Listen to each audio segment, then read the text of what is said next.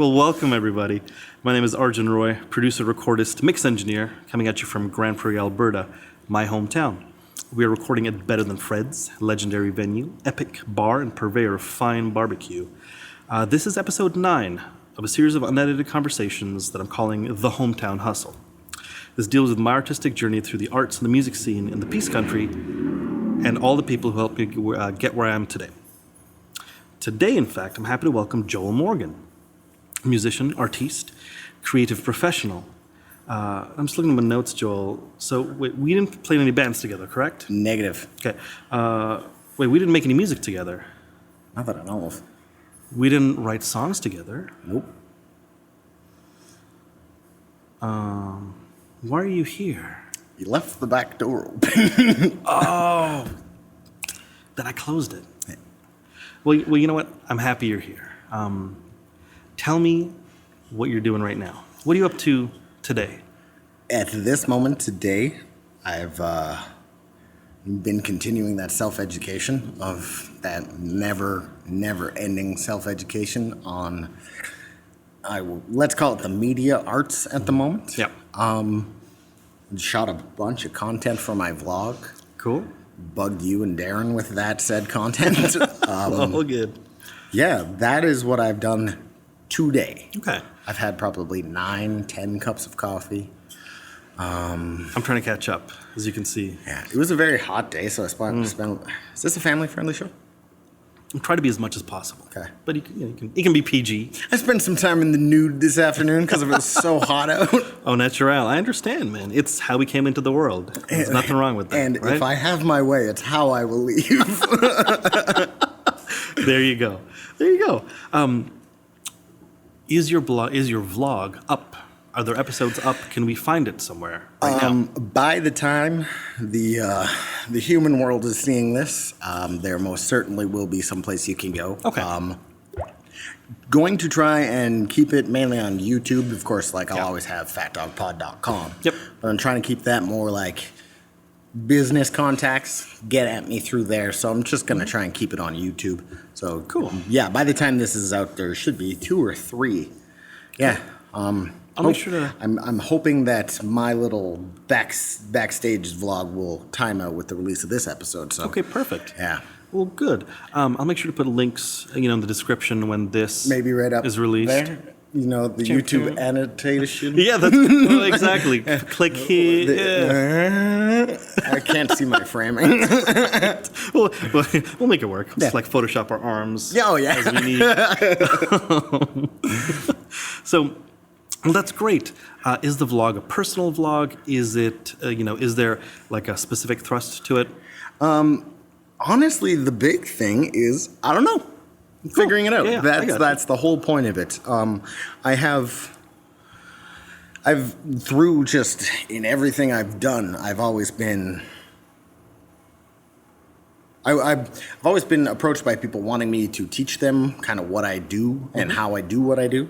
So, like the vlog will have little here and there episodes where I say teach you how to build a Squarespace website from the templates they give you. Really basic stuff on just like information I was looking for, say 5 years ago when I wanted to start a podcast. Like, Got it. How do I podcast? Yep. Turns out Squarespace is the easy option. So I'm all about, because I'm getting all of my information from YouTube and all of my fruit is being sown by YouTube. Got it. So I just want to kind of, like with my blog, kind of give people an insight to who and what I am, as well as give back a little bit with tutorials and stuff like that. So it's not so.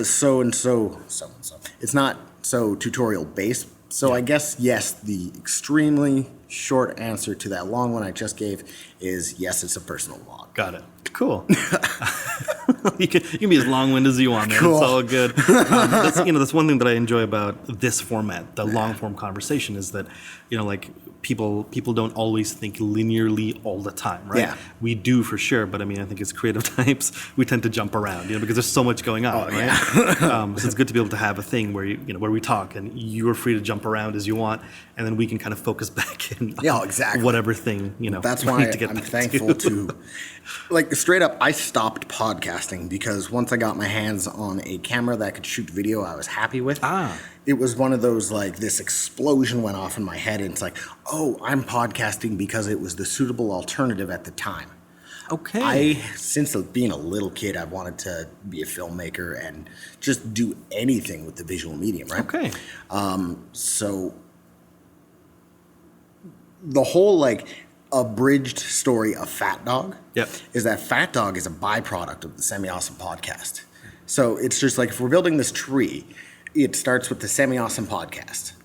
It was the byproduct of Tyler Fudge and I. Tyler Fudge is closest thing to a heterosexual life mate that I have. Yep. That's by his choice, by the way. Hey, I got you. It was, once smartphones got to the place where it's just like, you could actually shoot a movie on this. Yes. It's not going to be it's not going to be something you've seen, but it's possible, and it's an acceptable quality. So, like, this is 2000, I'm going to say 11. Okay. And kind of like we were mentioning before, I'm a huge Kevin Smith fan. Have been since I've been watching his movies long enough that he would be disappointed to learn at which age I first watched his movies. Got it. So it's one of those things where he started podcasting, and then, like, it gets into your head where it's just like, you know, that kind of like hero worship thing that you have where it's just like, oh, I want to do everything that they do. And so I feel like Kevin Smith was my last burst of that before it was like, okay, time to do my own thing. Right. Because it was like, okay, let's make movies. And when we realized that, hey, we can't really make what we want, let's talk about making movies.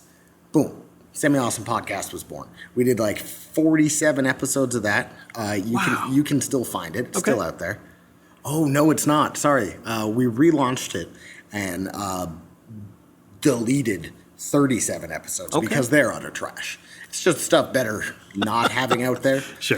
Fair enough. So, we condensed it into like a 10-episode greatest hits, and then we did a season 2 with a video format, much like this. Yeah. But during the initial run of the Semi-Awesome Podcast, Fudge realized that he loves podcasts. And we both discovered our love for the medium in that show, but also realized that we have nothing in common with our interests in this format. Yeah. So, like, we wanted to, I wanted the Semi-Awesome Podcast to be this show where it was people drawn to us for our personality, for our funny jokes and stuff like that. What I didn't realize at the time is people have to be aware of your personality to go seeking that out.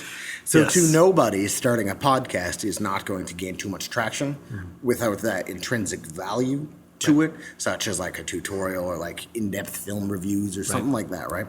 We didn't have that. So Fudge got a little... easiest way to put it is restless. And so he just started his own thing. He's a crazy wrestling fan.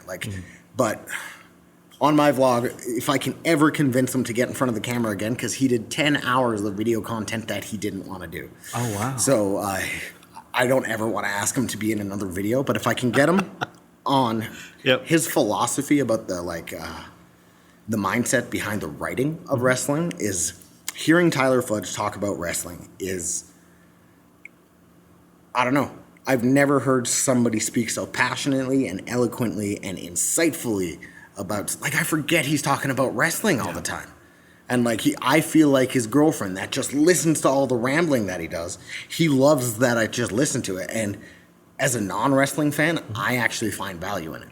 So it was like, when he started his own wrestling podcast, it took off. Oh, cool. Like, it has just been awesome to watch his little ball roll. He went from 0 followers, as we all do, to I think he has over 4,000 on Twitter right now. Awesome. He's asked to be on other wrestling shows. Like, he's in, like, the indie wrestling podcast world. He's becoming a force. Cool. It's so fucking That's amazing. Cool. And it's just like, my buddy... Can I curse? Yeah, it's all good. Okay, good. It's happened. I'll try not to. But, so he's done that, and I've always been such a big fan of, like, Mark Maron and This American Life. Like, anything Ira Glass does, I'm in.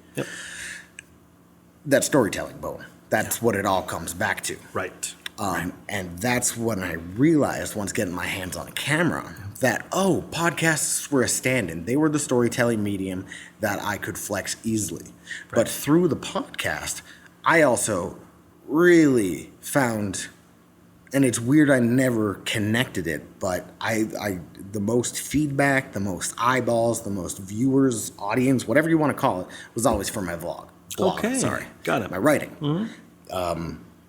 People like the way I write, more so than they like my podcasts or anything. But I was refusing to believe that for a while. Okay. And so I was just like, no, I write my feelings, whatever. That's beside the point. Mm-hmm. Listen to my podcasts. Of course. And then it's just like people are like finding value in the things I'm writing versus not even making it through a full episode. Because I can see the analytics. That's right. We can see what you're doing and not doing. But no, it became this thing where it's like, okay, I'm just going to kill the idea of me having a podcast. I started the Fat Dog Network to collect, like, in one place, like my friends that don't know how to have a podcast or how to do a podcast, like with the show's called Perfect Record. Rob LaFoon out in California does it, and that's under the Fat Dog umbrella. The Federation, Tyler Fudge's podcast. Yes, the Federation. Yeah. That's great. It started as the World Wrestling Federation, but that was too much of a mouthful. Of course, it's just the Federation. And then the WWF. Oh, you know, the lawsuits, and I understand. But yeah, so that's kind of the trajectory that's led me. But it's so weird because like I half mentioned earlier, I made movies as a kid. Windows Movie Maker. Right. Mini DV video cameras, like USB, I wish. VHS-C. Do you remember those? I do. I do. Little things. Yeah, I have so many family memories trapped on those little tapes. Forever. But yeah, so that's been my like full circle journey to realize that my journey through the mediums has always just led me back to the visual. That's fascinating. Now, tell me about the storytelling thing. Yeah. In the sense that people who do art, whatever it is that they do, some people are performers, some people prefer to create things, but people who are drawn to storytelling, it's a very specific kind. It's a very specific kind of intent and action. Yeah. It's different than making a video and putting it out there. It's different than writing a thing and putting it out there. But for someone to sort of draw a long thread and want to tell something, want to bring something to life and get it out to people is it's a whole other mindset. Yeah. When did you know you were a storyteller? Or when were you sort of when did the idea that you had a voice that you for some reason had to get out there first pop up? Do you want the subconscious knowing answer or the conscious knowing answer? That's a really astute question because I know exactly what you're talking about. Why don't you give it to me in whatever order makes sense? Okay, so consciously, I've known I wanted to be a storyteller. Consciously, 2 weeks. Got it. But I truly believe, like a lot of people, some people are born good carpenters, some people are born good musicians, some people are born as certain things. Mm-hmm. I think I was born as a storyteller. Got it. Because it's one of those things where you can only learn in hindsight about yourself. Yeah. Because it wasn't until my hero, Neil Gaiman, really exposed all of this insight that gave me all this hindsight knowledge. Right. The best money I ever spent was on his masterclass.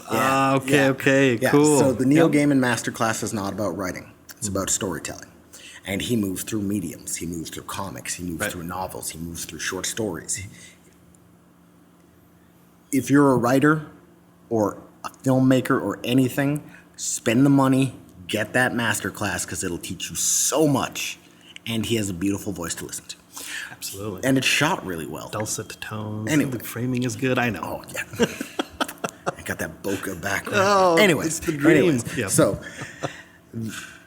that that whole course, he talks about like the meaning of storytelling and the intent.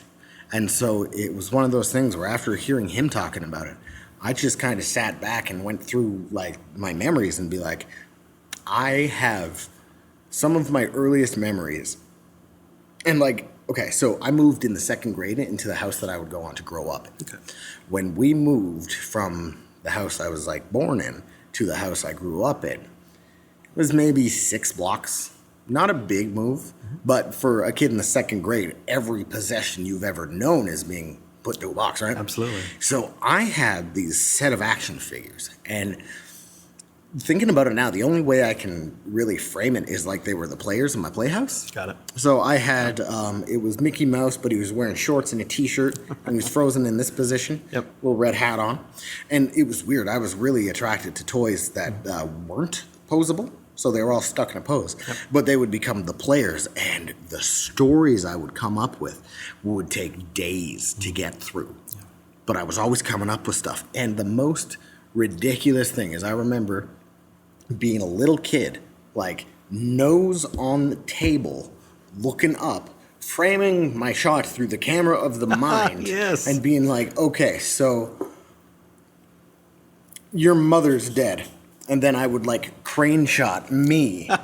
And like, I've always, no matter what, whether it's been through, once I started playing music, that's when it really transcended like the verbal. Because I've always been into concept albums and things like that, things that turn music into a story.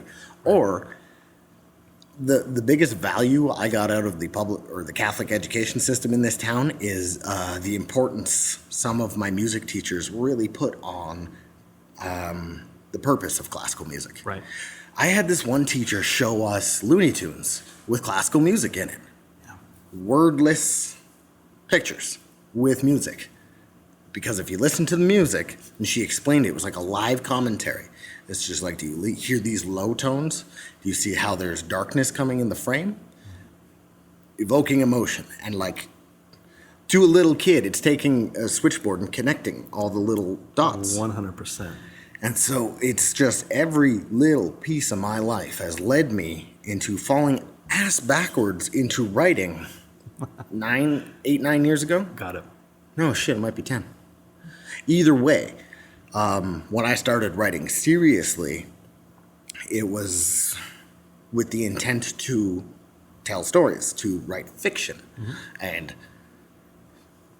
I'm glad those stories don't exist anymore because they're garbage. Because you have to write garbage to write well, right? That's just, and you have to write a lot of garbage. Yes. Whether it's prose, poetry, music, or whatever, until you start finding it, until you make it out through the other side. Exactly. And you know when you've done that. Yeah. And I think that's like, it's an important thing, man. Yeah. And while I was writing that stuff, on the other hand, like, because I've always struggled with my mental health and stuff like that, just realizing that it brought a lot of value to just vomit my feelings onto a page and maybe not even thinking about it, maybe post it. My very first blog I ever started was called Bauchnebelflusen. Very Germanic. Yeah, belly button. Bavarian. Belly button. Of course. And like anything in German it'll take on that. That that's amazing. Okay, cool. And so Belly that was that's one thing I really like. I hurt because I don't have any of my early writing.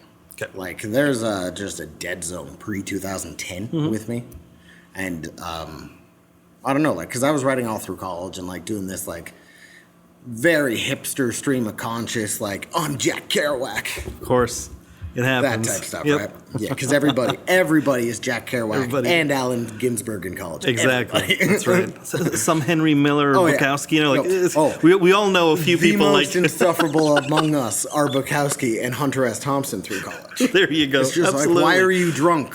You're not a good writer. Right. But anyway, right. One doesn't mean the other. That's not how it works. Learn to write before you're drunk all the time. Just start there. Exactly. What were we talking about? Pre-2009 or so, there was a dead zone in writing. Yeah. A lot of garbage. Yeah. You got past that. Yeah, that's when I started putting my blog, blog. I always Right. Belly blog, button blog, lint. yeah. I know. And like just my family through Facebook, they'd start to see it and read it and respond to me, and that's when I started getting a little feedback. And it's so weird that for years, I discredited the things people were saying to me. Okay. That's personal material. Oh, cool. Of course, you're going to respond to emotions. All right. Yeah. How are you going to respond to my fiction, though? And nobody gets around to reading it because it doesn't have that intrinsic tie to the soul that, say, like a personal blog has, right? Mm-hmm. And so that's been probably for all of 2019, my sole mission is to marry those two concepts. Okay. To extract the heart out of my blogs and to put them into a fictional, because that's what all the best stories are. Yeah. We don't talk about Lord of the Rings right now because short people taking a ring to a volcano is a great story. It's because it's about friendship and legacy and things bigger than no matter what creature the story is about. Yeah. It's going to be bigger than that. Yep. That's why people talk. So it's just like, absolutely. Now it's like, crap, it took me 30 years to realize this. Now I keep having this thing. It's like, my novels, at least I'll look like a guy that writes novels because I'll be gray as hell. There you go, man. Yeah. You've already arrived. No, people exactly. Like, oh, clearly this. Yeah. All this. Of course. Exactly. Yeah. This guy writes books. Or it's just like you pick up like Logic, the rapper. He put out a book. That is one thing I highly respect. There's a comedian named Moshe Kasher. Oh, yeah. Yeah. He does comedy, but man, can he write. His autobiography is amazing and read that. Clever as hell. Kasher in the Rye. Yeah, because he had a crazy upbringing as a kid, so like it's a lot like Catcher in the Rye. Mm-hmm. But and then Logic, the rapper, put out a book that's fiction. Mm-hmm. Les Claypool wrote a murder mystery, and so like it's just crazy because the world of literature is like you will literally have a better chance of becoming a YouTuber than a novelist. Yeah, I understand. You almost have a better chance of winning the lottery than becoming a novelist. Yep. And so it's to see these people do whatever they do, but then honor their heart and write something like that. I will give full respect to anytime. Yeah. It's just like learning that, oh crap, I think I'm probably wrong. There's somebody out there, I want to say David Lynch, it's probably not, but they're a novelist as well as all this other stuff. Okay. And you would never know. Right. Okay.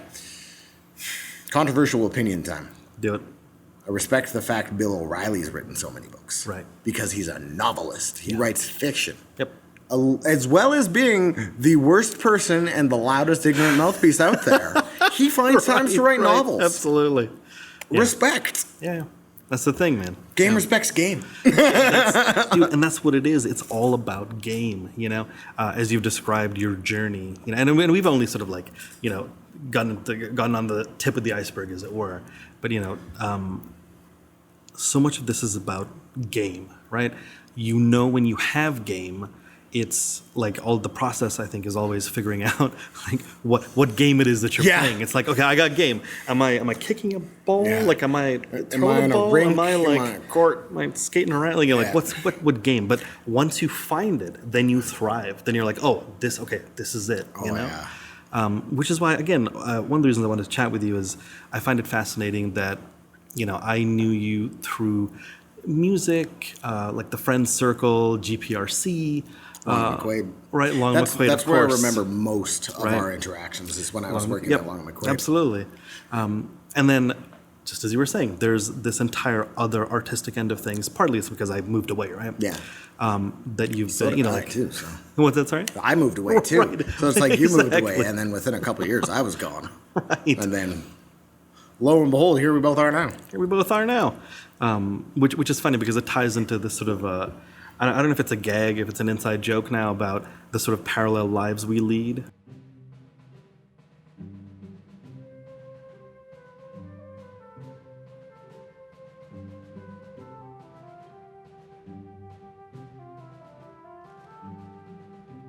And I think that will get into the too much information a column of this. But I think this episode is going to be all about that. Oh, yeah. In a way. Right. So sorry, I lost my train of thought, but I appreciate. That's why I wanted to talk to you, because knowing you as one thing, and then reconnecting after easily like 10 years or something. Yeah. Right. Like I was gone for easily 8 years from town, Yeah. and then again reconnecting, and then finding out what you've been up to. Yeah. Podcasting, writing, prose, all sorts of stuff, and then game. Yeah. Coming back to the point about game, I think this is I think what got my I'm like losing all my words, my wheels spinning, my mind racing after our Jeffries conversation. Yeah. Which was a really good conversation for a variety of reasons. I feel like it started out as one thing, and it quickly like enveloped a bunch of other stuff, yeah. which was really good. That was a freight train of a conversation. Yeah, absolutely. That was great. I mean, we like ate a meal, but then like It packed took in like 3. so long Yeah. to eat that meal. Absolutely. I remember at one point I said, "Okay, you talk. No, you Yeah. eat now. I'll talk." That's right. We packed in like 3 mealtime conversations worth of conversation into that one meal. Yeah. But I'm so glad we did. Oh, me too. So again, coming back to the question or the idea of game. So you got some game, which I wouldn't say did. I got some You got game. some game. Okay, I stopped showing up to the basketball court wearing hockey equipment. got it. There you go. Yeah. Right. You found your way to the rink, Yeah. as it were. Right. Which is good. Should we dive into the parallel life thing? I'd say so. Okay. Joel, where do you live? At the current moment, I live in my mother's house. The exact address is. Exactly. That's right. Take notes. No, I live with my mom right now. Yeah. And I mean, I don't know if you want to throw that back at me, or I'll just fill it in or whatever, but I also, again, full disclosure, at the age of, well, now I'm 36, but at the age of 35, I moved back in with my parents. So currently, I do that too. I moved in when I was 29. I'm 30 now. That's right. Oh, yeah, but just forget it. It's just counting. And for me, this is interesting, because I have these conversations with people who, as we all do, they know your social media life, Yeah. which sometimes is kind of like a greatest hits of whatever you're going through, right? Yeah. And for me, it's seemingly a lot of globe trotting. Like, yes, I do travel and do a bunch of stuff, but by no means have I like made it. You know what I mean? Like whatever that is, like no, things not we at all. talked about way back, like in our initial reconnection. Yeah, It's yeah. like, so are you this globetrotting producer now? And it's like, nah, I'm just, I live at home with my parents in their basement. I'm that guy. I'm that guy. I drive my parents' car. Joel, what do you drive? I do have my own car. Okay, but okay. Currently, Yep. I'm driving my mother's vehicle. Oh, right. Be- It's getting repaired. Well, it's fully repaired. I just cannot afford to go get it. It's a $1,300 ransom down at Volkswagen. Gotcha. I accept PayPal. PayPal. Is Venmo a thing in Canada, or is that just an American thing? Living in Grande Prairie, you don't know what's big in Canada Right. and North America. Because Fair enough. I thought Facebook died. I lived for years going, nobody uses Facebook. And then I moved back to Grande Prairie, and it turns out the entire community of Grande Prairie lives online on Facebook. Absolutely.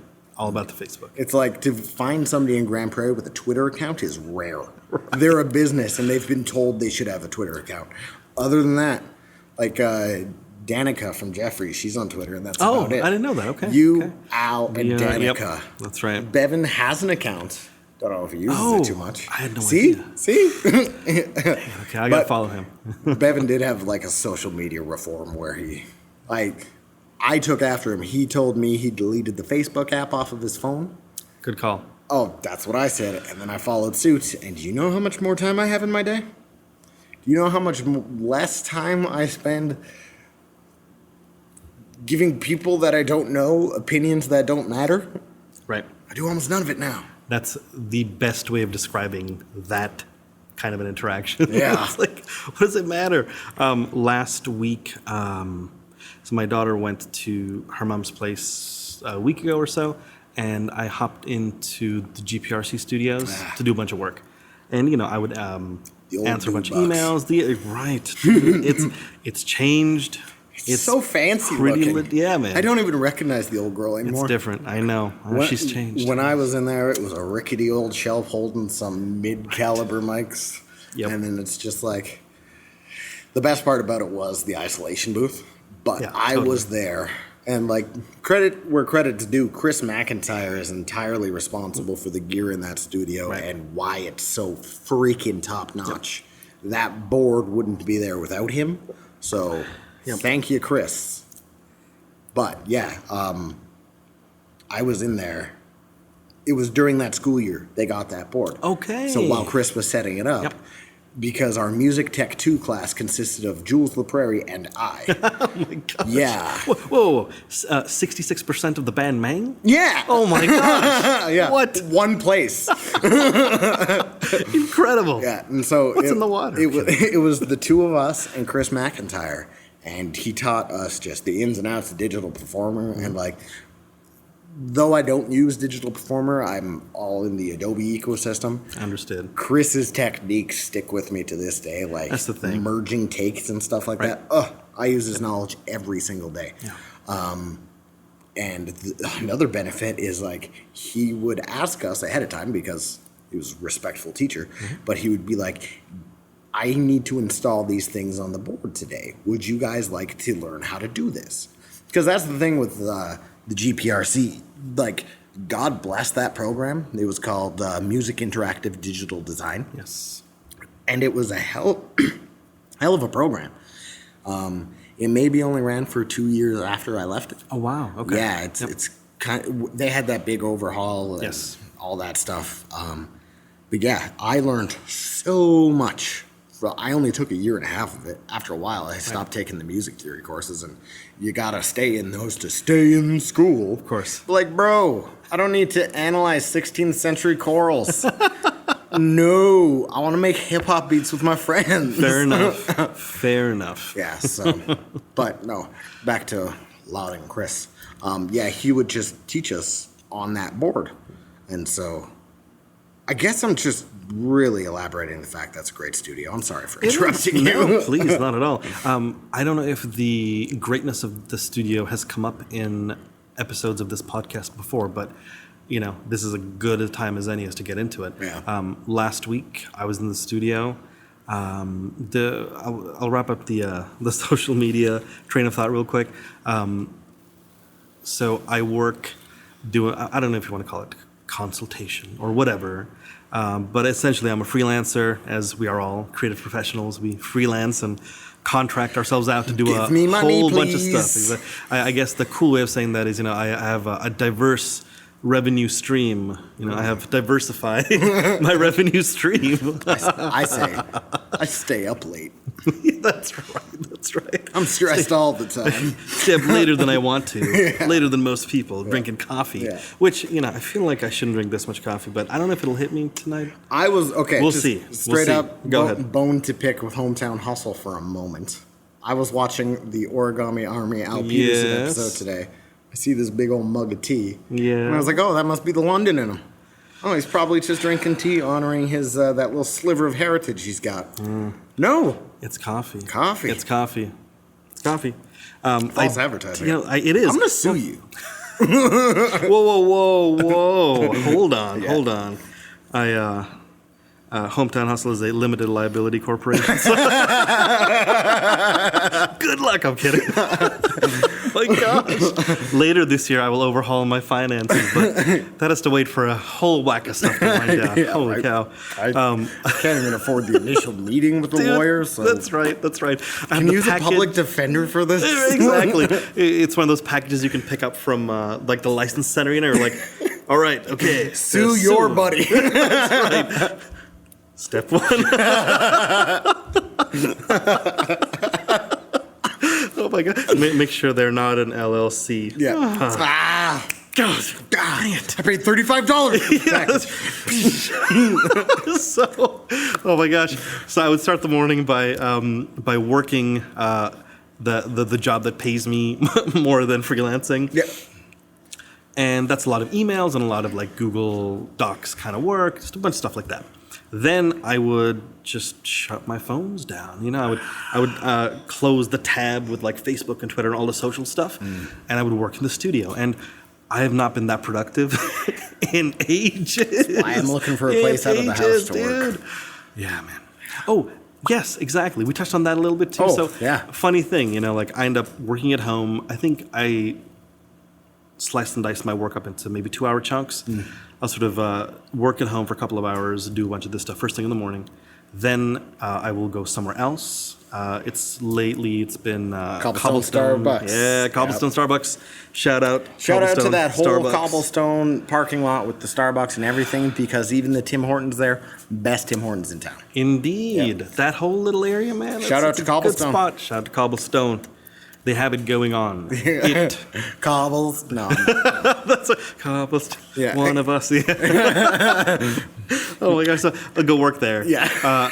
But you're right. It's to get out of the house, Yeah. right? There's a point of diminishing returns where you think like, okay, I'm going to save money, stay at home. I'll do all my work at home. But it's your home. So there's a reason why home, work, and like a third space are separate spaces that you should inhabit, because it's easy to like go downstairs or go to the next room and watch TV. The one or saving grace something. for me is that my mom and I live in a condo in a building. So like Yep. it's a very open concept in the living room, kitchen, dining room area. And then really the only 3 rooms in the place are master bedroom with a bathroom, my room, and the bathroom. So like that's essentially my bathroom. She has her own. So like living with my mom is really like living with a roommate you barely ever see, because she also works at home. But my mom is a constant inspiration, because boy does she get work done at home. I don't know how she does it, but just kind of like watching her process, I've adopted it into kind of like my workflow through the day. The nice part is, like I should say, when I say I'm doing work, I'm not actually doing client work right now. I'm doing work for myself. So I spend a lot of time investing in just, I get up at 7 a.m. From 7 till 8, I'll allow myself YouTube BS time. Yep. From 8 till 9, that YouTube has to be a video about the topic of the day. So whether the topic of the day is about, I don't do it so much with writing anymore, because I feel to the point where if I'm going to get advice on writing and stuff like that, I'm going to pay for it and get that next level of advice. But like with animation, with color correction, basic camera operation, things like that, I'll spend the next hour watching that stuff. And then I'll break that next hour into putting that stuff into practice. So whether it's like leaving the house and going to film something, or just side note, that's what these vlogs are about. It's me getting familiar with my camera and editing. Got it. Yeah, I'm just tired of not putting stuff out. So that's where it's coming from. Not putting stuff out. That's why, one of the reasons why I'm doing this. Yeah. One of the reasons why I did the fake April, or it is fake by nature, but the April Fool's fake product release, all that kind of stuff, because I was tired of not putting stuff out. Yeah. Man, I'm glad that you're doing it. You know what I mean? Like, it's just one of those things. Once you start, once you just get the ball rolling and the momentum picks up, you know, it's so easy to do it. It's just so easy to keep on doing it. Yeah. That's amazing. Working from home, third space. What I was going to say is what I've adopted from my mom. Right. Is that she has a different area to take a break in. She physically gets up from her desk, moves to a different area to eat her lunch. It's all in her bedroom, but luckily her bedroom's big enough, being the master bedroom, that she can physically move from a desk to a chair, and it's good enough for her. Got it. So trying to grasp at any straws of productivity I can, I sleep on a futon.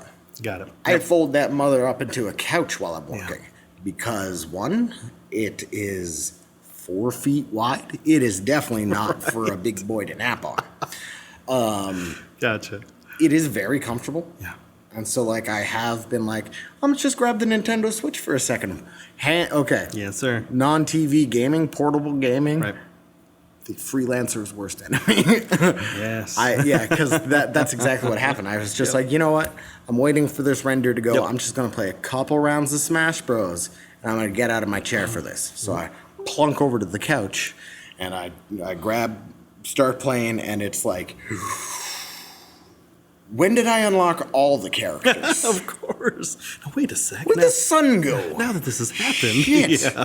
And like, it's 4K render, so it's still not done. Right, that's the thing. Yeah. Of course. Oh Yeah, my so gosh. like it's the little things, Yeah. but I've officially tapped it out. There's Got a it. wall I will hit in the middle of the day where no matter what I'm doing, like, you know when you're working and you get like real close to your monitor? Oh gosh. Oh yeah. And then like an hour goes by and it's just like, oh, I need a cup of coffee. Right, exactly. You're, like every bone cracks. You're like, oh, I'm like 7 feet taller now. Yeah, exactly. Yeah, it's so weird. I know. It's like you need to sleep inverted on the rack. Yeah, exactly. Just to correct your posture through the day.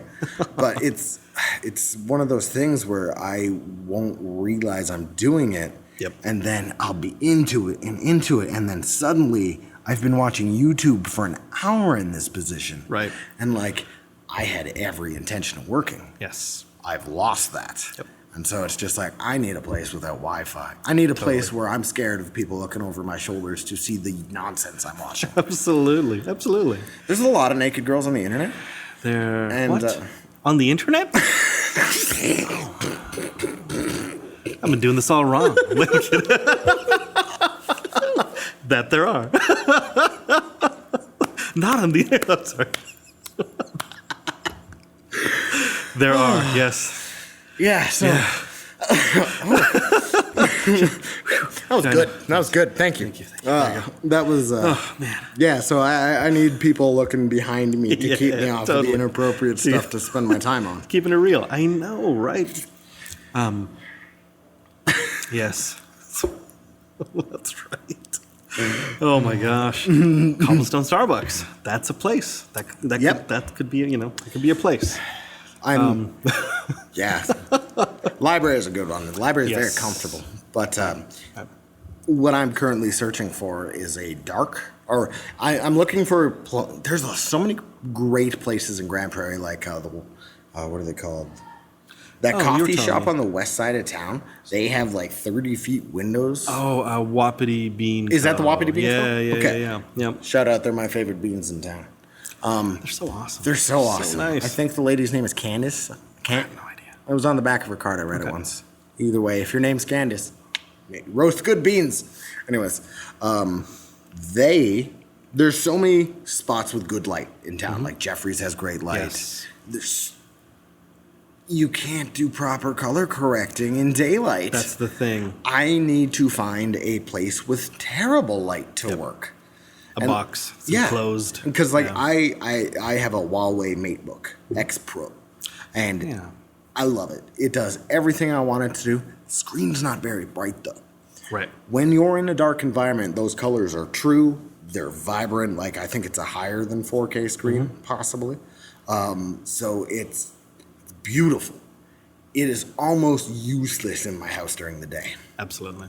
And so, like, I got you. I'm looking for a cave to rent, essentially.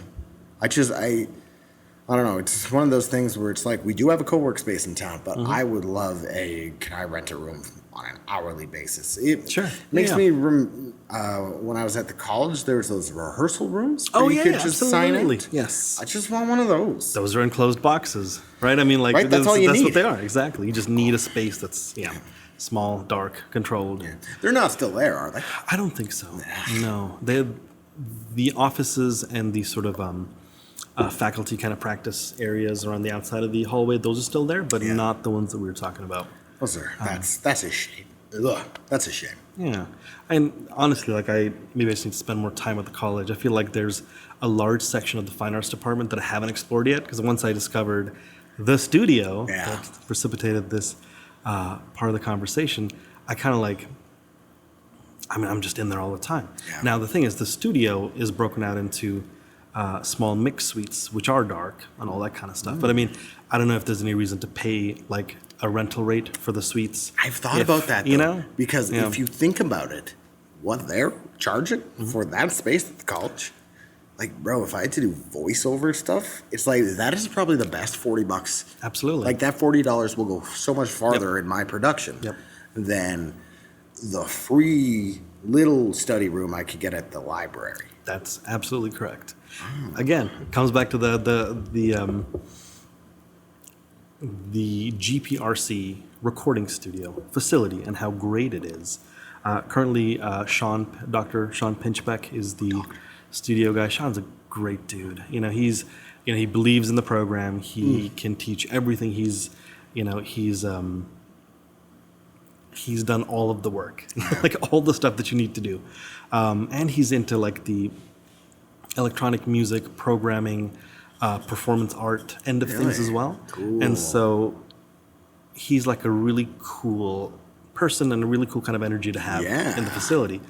And so they're building up the program again. I think they started Music Tech 1 and 2 last year, and there are enough students to do 3 and 4 this year. That makes me so happy. Right? It's awesome. all starting to pick up again. And David McGregor, who's a videographer in town, he's teaching the video courses at the college. Might have to go see about those. Yeah. If anything, just go say hey to them. Yeah. Like, they're just super awesome folks. Cool. Pros, happy to talk shop as we all are. Do you think I could audit a semester? You heard it from me. Yes. I don't know. Tell him Arjun sent you. Yeah, Sit in the back. exactly. That's right. Hi, Arjun. Arjun says hello. Listen. Sit in the back and say it as menacing as that. That's right. You will have good results. Oh my gosh. I kid. But the studio's great, man. What a great facility to have. Yeah. The SSL, the outboard gear, it's all great. There's an incredible selection of microphones. I feel like over the course of this past year, they got a few more mics. So I mean, like, whatever you want to do, like, it's all there. The software suites, everything that you would need to do any kind of musicking. There's Ableton in all the rooms. Like the big room's got some subs. So you can really dial in that, like, 23 hertz in your kick sound when you're making some bass music. So it's like, it's all good. The great thing is, surprisingly, not too many people knew that it's like available for public rental. So like me and maybe 4 other people are Reaping consistently the renting. Exactly. And there's always space, It's always time available. That's awesome. I'm gonna have to start doing more there, just because checking a mix on a good system. That's just it. Could I bring my setup, just plug into something? Heck yeah, absolutely. You can totally. I'm gonna have to do that with my mixes. The last couple of records that I mixed for people in town. Shout out to the North Bloods and Choice Not Chance. Yes. But that's exactly what I did. I recorded, I got the tracks, I started mixing, I edited, I got everything to like as you know, when you're making video or music, the final mixed stage, there's like a final, this one for real, dot, 3-ZZZ, My code, legitimately, maybe I'll put it in my vlog, underscore is this good. The very last, not the final export, but just checking so I can go to watch it on a couple monitors, going to listen to it on different systems. Underscore is this good. Right. Because no remix, yes. Right. Rename file. Rename file. Absolutely. I totally understand. That's a good way to go. I take that stage to the college. Yeah, that's awesome. It's always a bunch of EQing to that. Yeah, oh my gosh. Zed, you get to that. And then it's like underscore, sent to artists for approval. Then you just get it back and you're like, nobody sent any notes. Final approved mix. The college is great. You people should all avail yourselves of the studio. It's an incredible resource to have here in town. Whew. I'm drinking some coffee for a sec. Bam, right? Like, I'll do some boy band moves. Oh my gosh. Too much information. So we live at home. We drive vehicles. Right. Why do we live at home? there's like the direct reason, and then there's like the, I guess, the underlying, inspirational reason. Well- we can answer one or both. Well, I feel like just another common thread. Boy, I hope this joke lands. A common thread through our lives is Big D, and that Big D just happens to be divorce. Yes. Huh? Did the joke land? That's right. The large, tough crowd at Hometown Hustle. Man, tough crowd. Oh, jeez. Oh, jeez. Oh, jeez. Yes, divorce. Yes. DIVORCE, Yes. as someone someone said. Find out what it means to me. That's right, exactly. The big D happened to both of us. Yeah. Yes, We got that Big D. it happened. It showed up. See, but the one thing that I find the most fascinating is it's kind of opposite ends of the same spectrum. Yep. I had, though it hurt like hell at the time, and it more or less destroyed two people, my ex-wife and I are very good friends. We're actually hanging out after Cool. this. It's great. So through all that hardship, it became clear that we made a mistake to begin with. Got it. We were both able to realize eventually that, like, I'm not saying it was sunshines and Sure. rainbows and like, But it never is, right? thanks, Like, it's- partner. Yeah, of course. I had a breakup that literally ended with a handshake and there was Wow. no animosity. So, That's incredible. right. Dude, okay. Yeah. All right. But with the divorce, Yeah. it was, I had to step away. I was the one to leave. Okay. But like, I wish I had the quote ready because she texted me a quote that she heard from somebody about like the power of knowing when to walk away Right. for two people's health. And I don't know. I sit here saying, yep, I live at home with my mom because I got divorced, but also I'm a firm believer of the divorce is one of the best things to ever happen to me. Yes. And like, it really, really sucks because like the first Thanksgiving I went to after the divorce, everybody's got that long face when they look at you. Of course. Like, Nobody really knows what to say. Hi. There's so much of that. And hey Joel, hey buddy, hey buddy Dan. at 30 is old. Oh, hey buddy. hey, buddy, at like, 20, depending on like the age of the person saying it to you, it's kind of Yeah. like, stop. There's very few times where I like being called bud or buddy. It is very much like my masculine version of sweetie. Sure. Like, yeah, I'm I a grown man. understand. Don't call me buddy. Of course. But then again, it's also just like nothing's better than like the same fucking day, buddy. Yeah.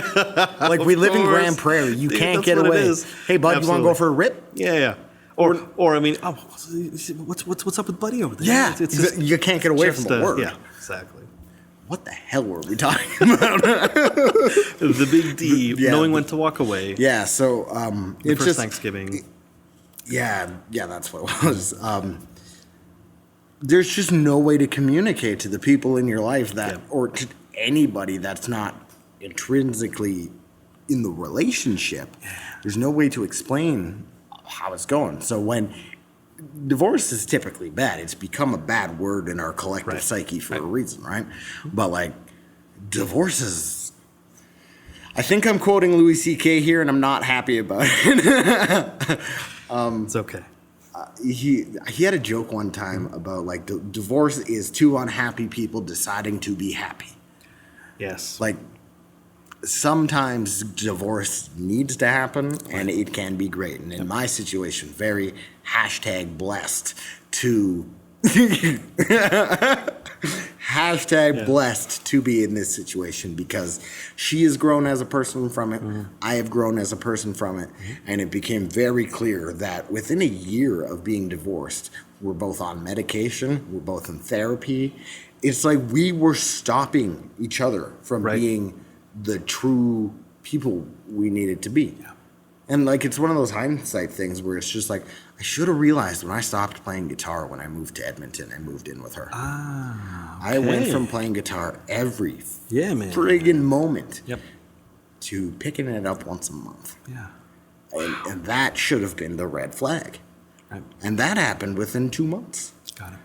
But you love are the biggest blinders of all. Absolutely. I guarantee, You like bet. they say, love will bring us together. Yeah. I'm convinced love will be the reason we burn ourselves alive. Sure. Like, Absolutely. man, Yeah.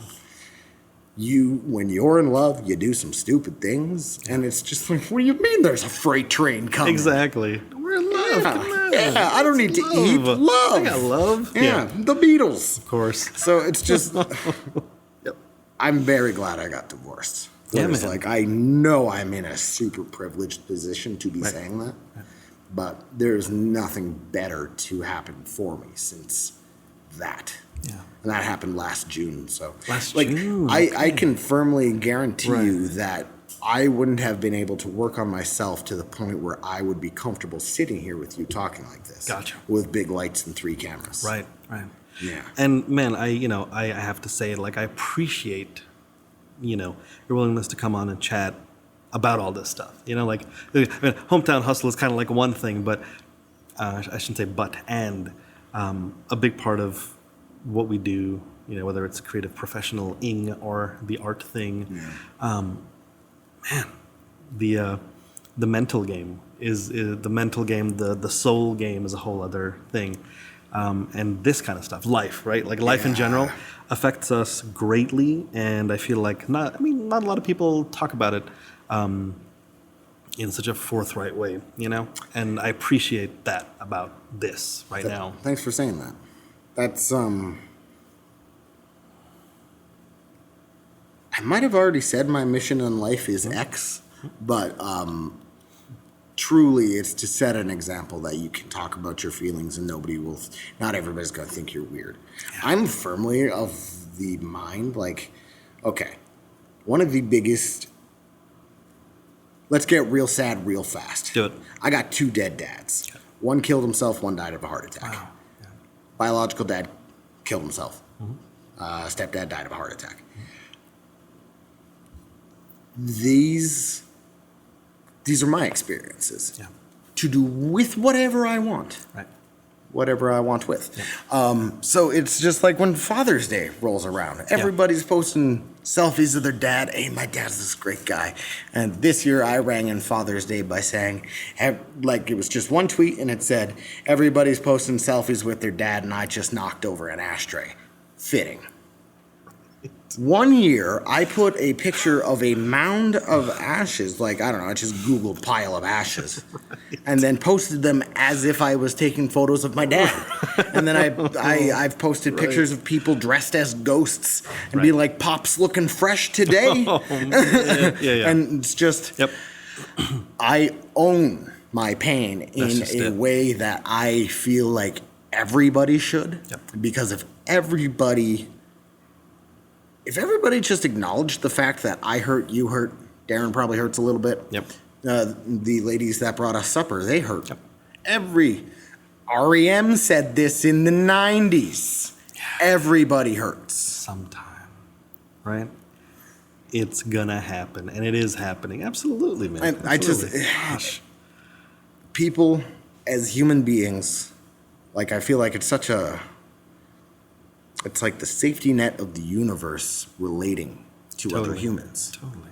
Because, like, the worst trauma victims out there routinely will say, I don't have it this bad. Yeah. I don't have it this bad. Yep.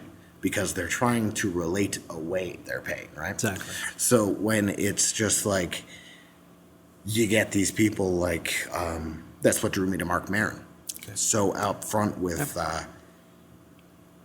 his shortcomings, why he has caused these things in his life to go wrong. Mark Maron is a fantastic man to learn from because he has an audio record of fucking up a long-term relationship, of going from nothing to succeeding to getting in a healthy relationship. And you can get this by listening to the first 20 minutes of his podcast every week. And so it's just one of those things where it's just like, I know what I respond to. I see what people respond to from me. So that's why I've just kind of made it my mission in life to broadcast that everybody hurts. Yeah, absolutely. And it's okay. Yeah. And that's why I have never been more destroyed physically by a movie than Inside Out.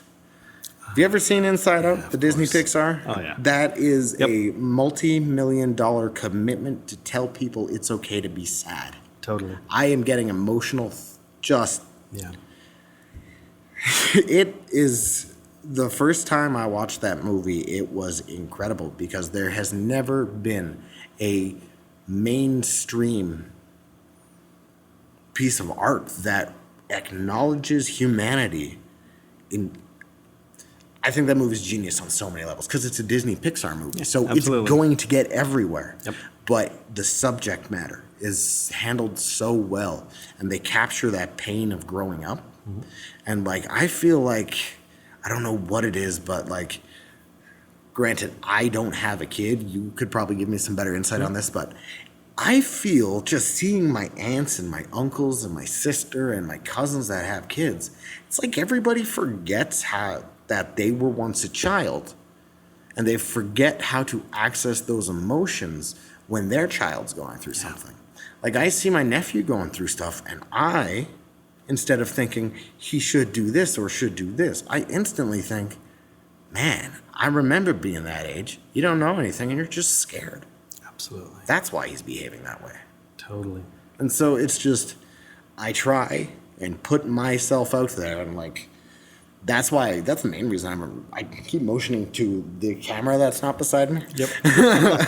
I haven't released my blogs because they have no emotional content. Absolutely none. Mm-hmm. And so it's just like, I'm going to put them out, but like, they won't have the value that the forthcoming ones will because that's my value I'm trying to bring is letting people know that, okay, maybe our situations aren't the same, but bad shit's bad shit. Exactly. Some of the most transformative, I don't want to call it advice because it wasn't given to me. It was something somebody said on a podcast, but like some of the best things I ever heard came in like Spalding Gray monologues. Okay. Do you know who Spalding Gray is? Who's Spalding Gray? He was an actor in New York, and I want to say the 80s or 70s. He is most famous for a movie called Swimming to Cambodia. Okay. He was in the movie The Killing Fields. Okay. He's not a major guy or anything. He was maybe like a tertiary role, maybe even less than that. But he is probably one of the best storytellers ever to grace our planet. Another one of those horrendously sad, tortured artist stories, like he killed himself. But it's one of those things where it's just like his monologues, like they're on a lot of premium podcasting things. Like you can get them on Stitcher Premium. That's where I listen to them. They're just like hour and a half monologue stories from his life. But they always have that intrinsic relatability, that tap into the emotion, right? And it's just...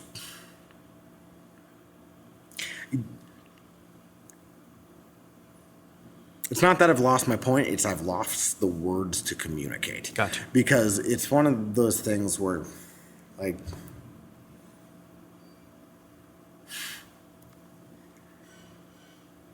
Pregnant pauses. Take all the time you need, man. I don't know.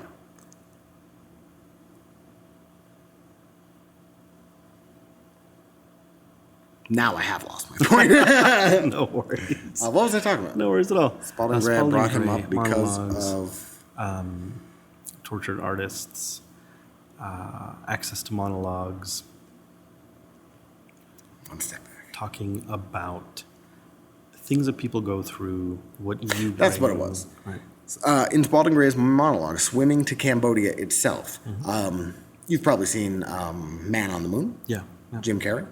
And for those of you who haven't seen it, in the final scene in that movie, Andy Kaufman's trying to cure that illness of his. Yeah. And so he goes to Cambodia, and they do that sleight of hand magic, where people who don't realize what's going on, there's a severe placebo effect of they've pulled the rotten parts out of me. Right. What they use is like pig guts in their hand. They do sleight of hand magic to make it look like they're pulling it out of the stomachs without cutting them or anything. And so in Man on the Moon, it's Andy Kaufman, right? Well, it's Jim Carrey, but it's Andy Kaufman. So he knows exactly what they're doing the second he sees it, and it's just sleight of hand. And there's that scene that's top down on his face where he just loses it, because that's the cruel irony is to the movie. Anyway, I don't know if it was actually his life, that he lived his life fooling people, and he was the fool in the end. Absolutely. And so it's like Spalding Gray was in Cambodia, had some sort of illness. I can't remember what it is, but it's a story about him doing that. Yeah. I see. Yeah. And the effect it had on him. Right. And it was the most absolutely unrelated to my life thing ever. It was like the knot on the package. It was like, this advice has nothing to do with your life, but it ties everything that you've learned up together until now. Awesome. Yeah. Hey. I'm sorry, everybody. I talk a lot, and sometimes I don't know where I'm going. Don't be sorry. We call these potholes where I come from. Potholes. We have all this pivoting focus. Yeah, but it goes back to what we said at the beginning of the episode. It never stops. It goes all directions. Totally. And, I think one of the things, bringing it back to, either the big D or the fallout from that, also where we live, is like, I think a lot of people have an idea of what it's supposed to look like when somebody's not okay. Yeah. Right? The preconceived notions of it all. Exactly. Well, you seem like you're doing great. Or, what do people say about, like, Robin Williams? All these people, he was the happiest person. Somebody posted a meme the other day that said, this is what depression looks like. Oh, my gosh. And it's like every professional funny person that's ever killed themselves. Absolutely. Smile. Like the last pictures of, like, Kate Spade. The last conversations that they had. It was, I'm going to go on holiday next week, and we're going to figure this out. And then later that day. Like Chris Cornell plays a show. Oh, dude.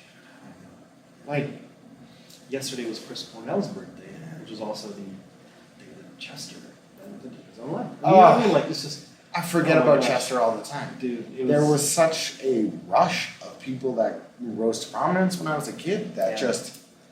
Right? It was brutal. Yesterday was an interesting day because my sister's family was in town, which was fantastic. They just had a little baby.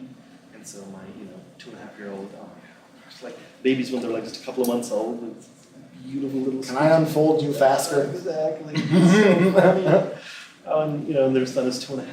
And so it's just incredible being. I've always loved kids. Always loved being around kids. There's something about being around children that kind of like shows you how life could be. As you said earlier, like you kind of forget that you were a kid once. Yeah. There's such value in looking at life in a certain way, bypassing some of the things. I don't want to say like society, but you kind of put on yourself as you grew up, as you become an adolescent, teenager, a young adult, an adult, whatever, right? So when you're around kids, it's so real.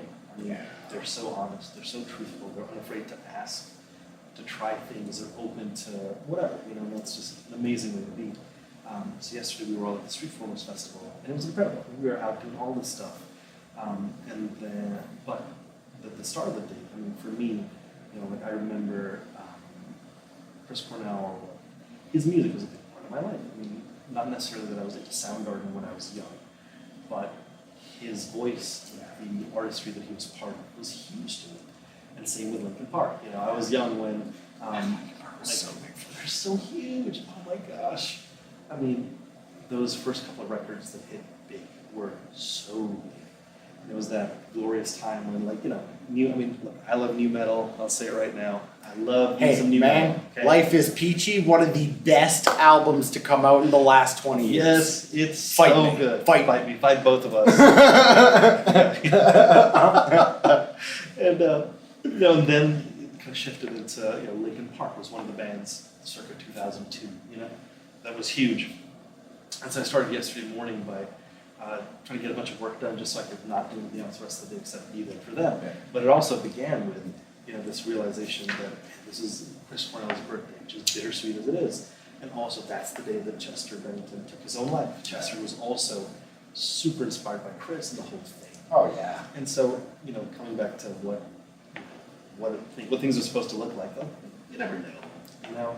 I mean, being not okay doesn't look a certain way. Things not doing well for you doesn't look a certain way.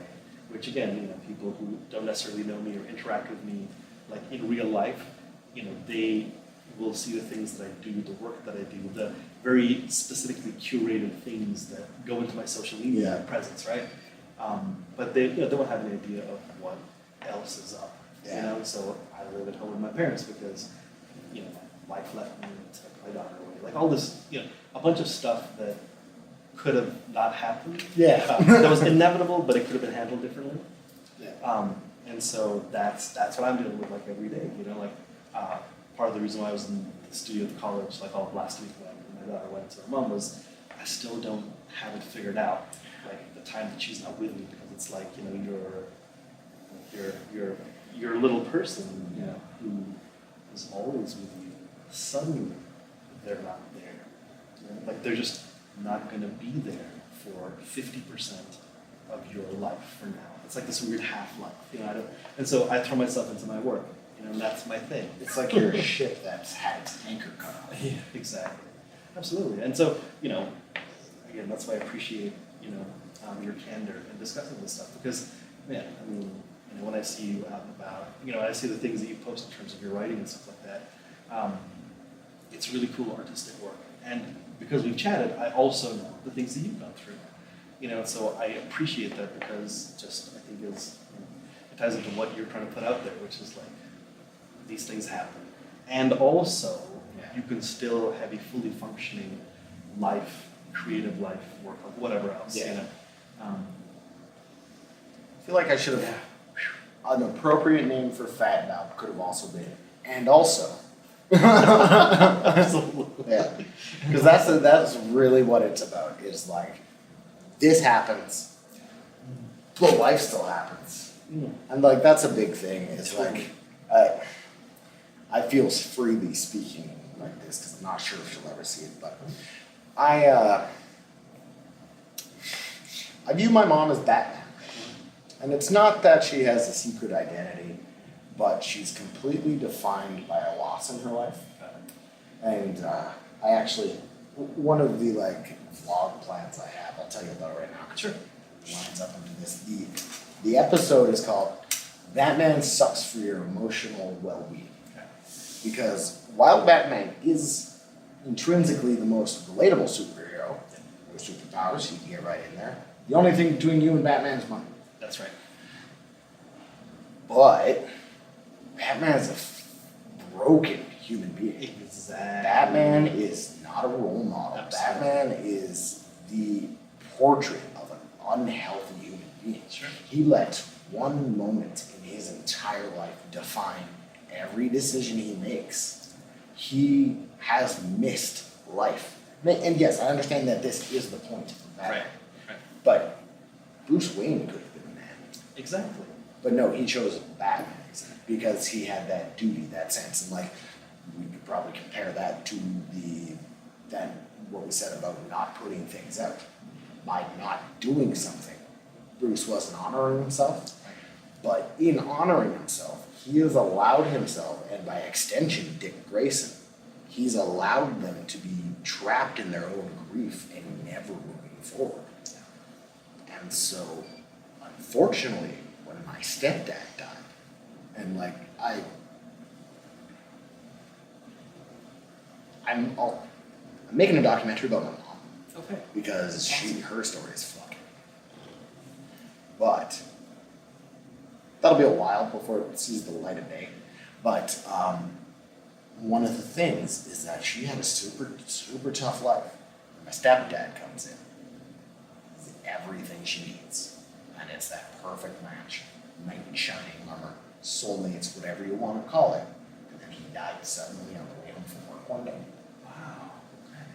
And so, this just absolutely random trauma has come to define her life.